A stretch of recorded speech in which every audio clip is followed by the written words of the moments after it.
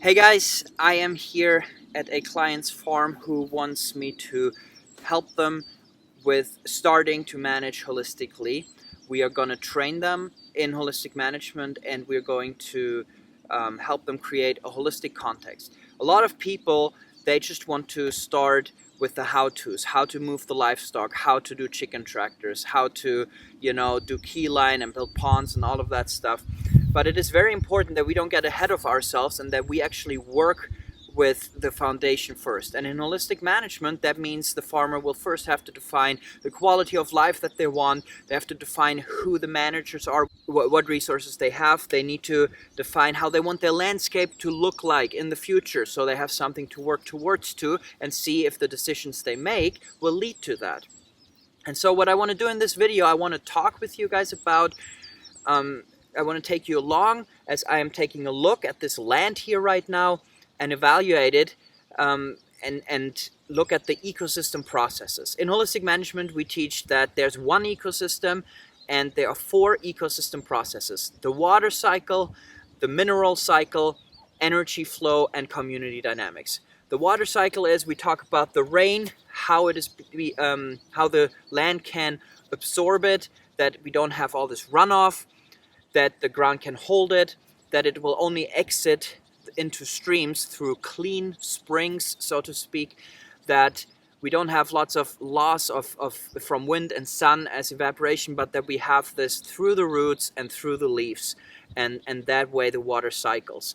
Mineral cycle is the decay of the biological mass, so to speak, through worms, through microorganisms, through insects, but the plant gets the minerals up with its roots and the decay happens at different levels and is recycled.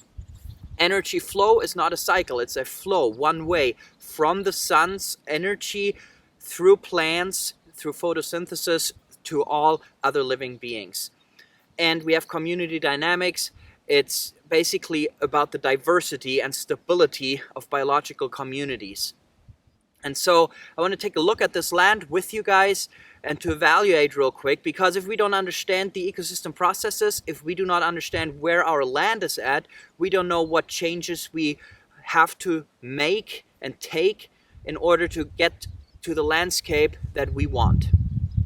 So let's look real quick at this. Here we have cow manure, and yes, it's winter right now, so obviously we're not expecting biological decay to happen rapidly here, but there are cow piles here that I can tell are from late summer and fall, and we can just tell that there is a poor mineral cycle, an ineffective mineral cycle on this land. An effective mineral cycle, the ground would be covered in mulch, you would see cow manures get processed very quickly, there would be a lot of soil life, and yes, it's winter, but you can tell there's no mulch here. You see cow pies that should have been, processed and recycled much quicker last year. And you can tell that this ground is not very alive, so to speak.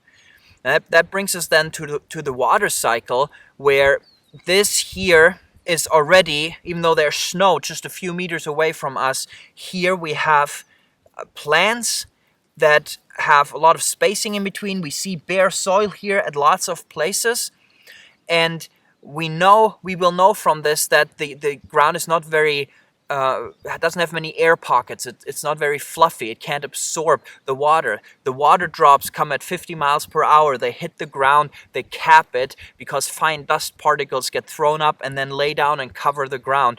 What we want in an effective water cycle is we want the ground to be covered as well, so that the rain slows down. We want either have living plants or mulch, and we want the water to be absorbed.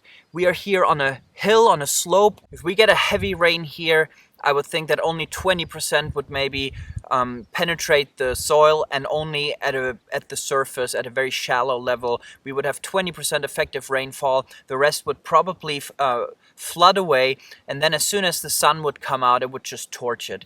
This is the result also of severe grazing and heavy overgrazing of plants, and haying.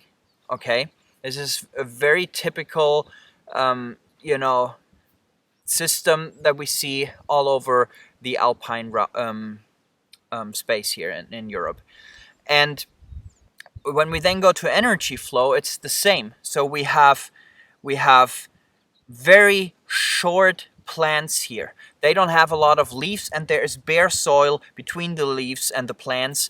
They have big spacing, so not a very high density. These plants are not allowed to grow long enough to capture the maximum amount of sunlight. Very skinny leaves, and that way we do not capture the free energy that we have from the sun as effective as we could. We are actually very ineffective here on this land. Then we have community dynamics. The 4 ecosystem processes are, we look through 4 windows into the same room. We look at the ecosystem through these 4 windows, the 4 ecosystem processes, and they are all closely connected.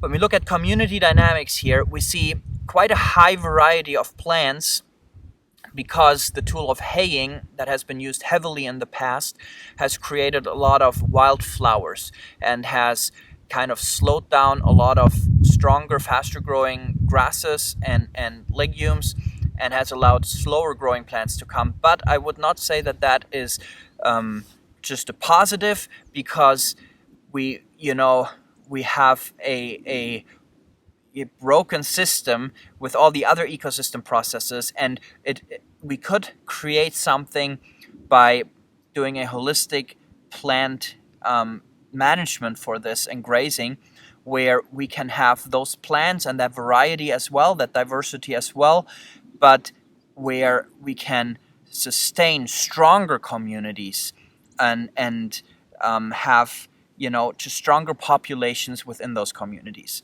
So understanding where our land is at, and here we see that these ecosystem processes are very ineffective.